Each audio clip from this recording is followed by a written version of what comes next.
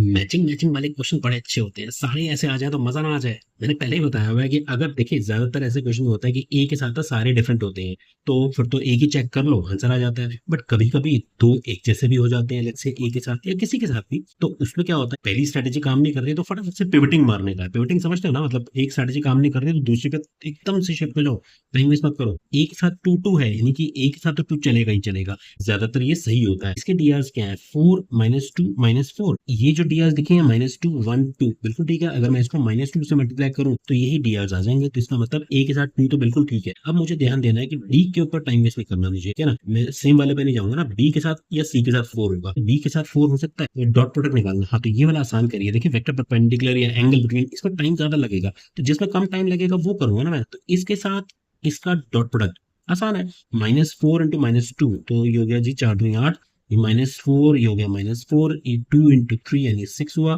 तो ये मुझे 10 दे रहा है, बिल्कुल ठीक है ये। तो बी के साथ 4 है, इसका मतलब सेकंड ऑप्शन मेरा करेक्ट हो गया। तो दो ही तो चेक करने पड़े ना मुझे। अब बात समझ रहे हैं, तो इस तरीके से आपको स्पीडीली आंसर देना है। फिर फॉर दी अंडरस्टैंडिंग से मैं C3 और D1 भी एक्सप्लेन कर देता हूँ। डी के साथ 1, मतलब यहाँ पर आप देखिए vector perpendicular to both the vectors. देखिए लकीर का फकीर नहीं बनना, मैंने आपको बता रखा है कि परपेंडिकुलर मतलब एकदम से इशारा मिलेगा क्रॉस प्रोडक्ट करने का। क्रॉस प्रोडक्ट तब करना होता है जब मुझे वेक्टर्स ढूंढना हो। अब मुझे ढूंढ करके इन चारों में से कोई एक आंसर थोड़ी निकालना है, अभी तो मेरे को मालूम है ना। वैसे भी डी के साथ 1 मैं वेरीफाई करना चाह रहा हूँ, तो मैं इसका इसके साथ इसका एक साथ डॉट प्रोडक्ट करूंगा, वो ज्यादा आसान है। 4 × 1 4, -1 -2 हो गया ये, और ये -2, ये 0 आ गया, बिल्कुल ठीक है। इसका एक साथ डॉट प्रोडक्ट निकालो, 4 × 2 8 हो गया।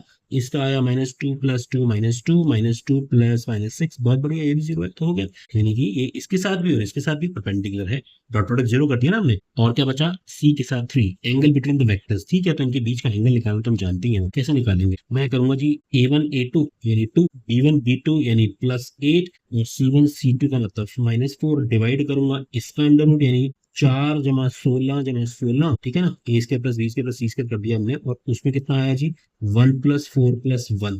तो भाई ये कितना हो गया, 2 10 6 ये आ गया। और ये कितना आया, 32 36 यानी 6 4 5 6 √6, तो ये 1/√6 बिल्कुल ठीक है। तो इस तरीके से आपको प्रैक्टिस करने की जरूरत है। All the best.